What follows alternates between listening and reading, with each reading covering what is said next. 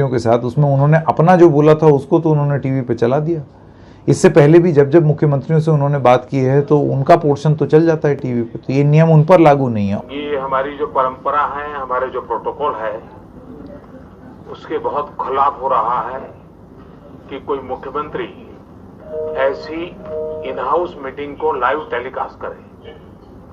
मंत्री की एक मीटिंग हुई और वो मीटिंग थी ऐसे 11 राज्य जहां सबसे ज्यादा कोरोना के मामले फैल रहे हैं, उसमें दिल्ली भी था, छत्तीसगढ़ है, गुजरात है, राजस्थान है, केरल है और महाराष्ट्र है। सबके मुख्यमंत्री यहाँ पर दिखाई दे रहे हैं और अरविंद केजरीवाल भी थे। तो अरविंद केजरीवाल ने जब बोलना शुरू किया तो हुआ ये कि अरविंद केजरीवाल ने अपनी स्पीच को, जो वो बोल रहे थे प्रधानमंत्री के सामने, उसका एक लाइव लिंक उन्होंने एक न्यूज एजेंसी को दे दिया, जिसके माध्यम से सब चैनलों पर उनका बोला हुआ प्रसारित होने लगा, प्रचार होने लगा उनका, और ये बात सामने आने लगी कि वो क्या बोल रहे हैं प्रधानमंत्री को, वो बोलने लगे।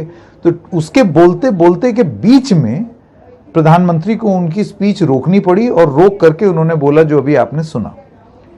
इस पर अरविंद केजरीवाल का ये कहना था कि भाई ठीक है, नहीं करेंगे, जैसे कि उन्होंने यहाँ पर भी बोला। और बाद में एक चीफ मिनिस्टर्स ऑफिस से एक उनका संदेश आया है जिसमें उन्होंने ये बोला है कि आज तक तो ऐसा कोई नियम था नहीं, ना ही लिखित में हमारे पास है, ना ही मौखिक हमारे पास है कि हम किस तरीके से इसको ब्रॉडकास्ट कर सकते हैं या नहीं कर सकते हैं, लेकिन अगर कोई दिक्कत हुई है तो उसके लिए हमें खेद है, ये उनका स्टेटमेंट था।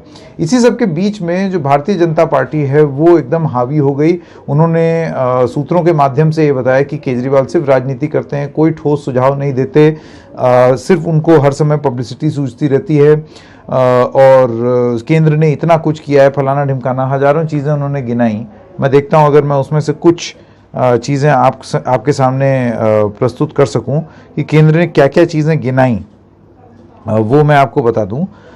एक लंबी लिस्ट है जो कि केंद्र ने मुहैया कराई है। उन्होंने कहा है कि हमने आईसीयू बेड्स बढ़ाए हैं, डीआरडीओ की फैसिलिटी दिल्ली में हुई है, 250 बेड ऑपरेशनल हुए हैं 19 अप्रैल से, 250 बेड जो हैं और ऑपरेशनल हो जाएंगे 23 अप्रैल की शाम से।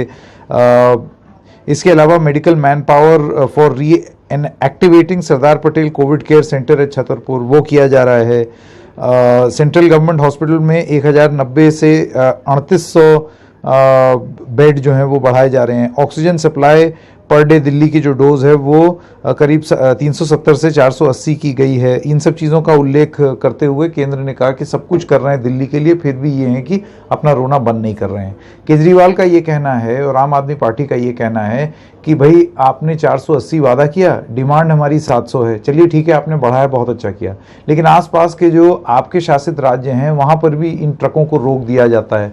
तो रोक दिया जाता है तो ये ट्रक दिल्ली कैसे आएंगे?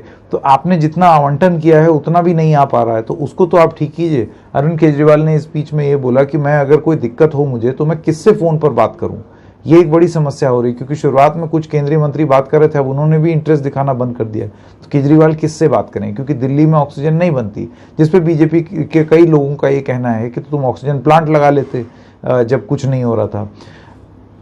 कहने का मतलब ये है कि इस सब के बीच में ये सारे राजनेता एक बार इस बात का ध्यान कर लें कि क्या इनकी लड़ाई से जमीन पर कुछ बदल रहा है।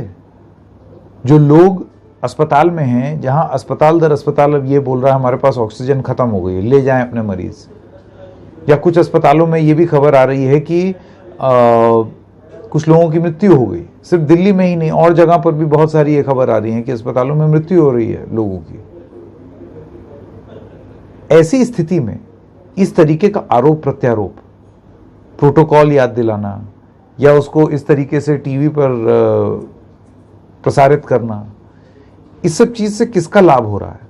जनता का लाभ हो रहा है। अगर हो रहा है तो फिर शौक से करिए ये राजनीति, लेकिन नहीं हो रहा है तो इसको तुरंत बंद करके एक समन्वय बनाइए, क्योंकि अगर वो नहीं बना तो जिस किस्म की समस्या से हम निपट रहे हैं या जूझ रहे हैं उसका ये उत्तर तो नहीं हो सकता, बिल्कुल नहीं हो सकता। अब एक नया तर्क दिया जा रहा है आम आदमी पार्टी की तरफ से सूत्रों के हवाले से कि प्रधानमंत्री ने ऐसा कोई प्रोटोकॉल तो बनाया नहीं था कि उसको टीवी पर चला सकते हैं या नहीं चला सकते हैं, क्योंकि अगर ऐसा प्रोटोकॉल होता तो फिर वो उन पर क्यों नहीं लागू होता।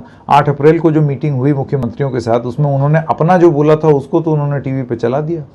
इससे पहले भी जब जब मुख्यमंत्रियों से उन्होंने बात की है तो उनका पोर्शन तो चल जाता है टीवी पे, तो ये नियम उन पर लागू नहीं है, औरों पर प्रोटोकॉल। या अब दिक्कत बढ़ी है तो प्रोटोकॉल याद आ रहा है क्योंकि साथ उसमें उन्होंने अपना जो बोला था उसको तो उन्होंने टीवी पे चला दिया। इससे पहले भी जब जब मुख्यमंत्रियों से उन्होंने बात की है तो उनका पोर्शन तो चल जाता है टीवी पे, तो ये नियम उन पर लागू नहीं है, औरों पर प्रोटोकॉल। या अब दिक्कत बढ़ी है तो प्रोटोकॉल याद आ रहा है। बहरहाल कहने का मतलब ये है कि ये सारी बातें जो हैं ये तब ठीक लगती हैं जब लोग मर ना रहे हों।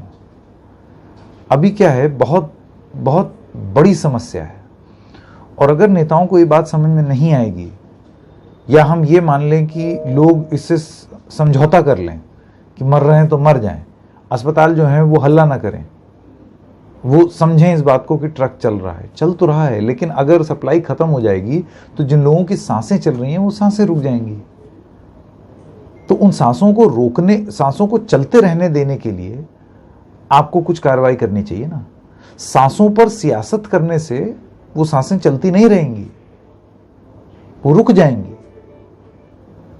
तो ये सब हो रहा है अभी, जब एक आदर्श रूप से जब ये माना जाना चाहिए था कि एक समन्वय होगा, कुछ समाधान निकलेगा, सारे मुख्यमंत्री साथ में बैठ करके कोई एक बड़ा हल निकालेंगे, उस वक्त में इस तरीके की चीज़ें हो रही हैं कि एक जन जो है वो अपना जो भाषण है उसको टीवी पर प्रसारित कर दे रहा है और दूसरे जो हैं वो उनको प्रोटोकॉल और मर्यादा की याद दिला रहे हैं। राजनीति छोड़ दीजिए, हमारे पास दिन नहीं है, घंटों में ये समस्या से निपटना है, घंटों में, और वो इस तरीके से तो बिल्कुल नहीं होगी। तो आज इशारों में बस इतना ही। हम फिर मिलेंगे किसी और मुद्दे के साथ, तब तक के लिए नमस्कार।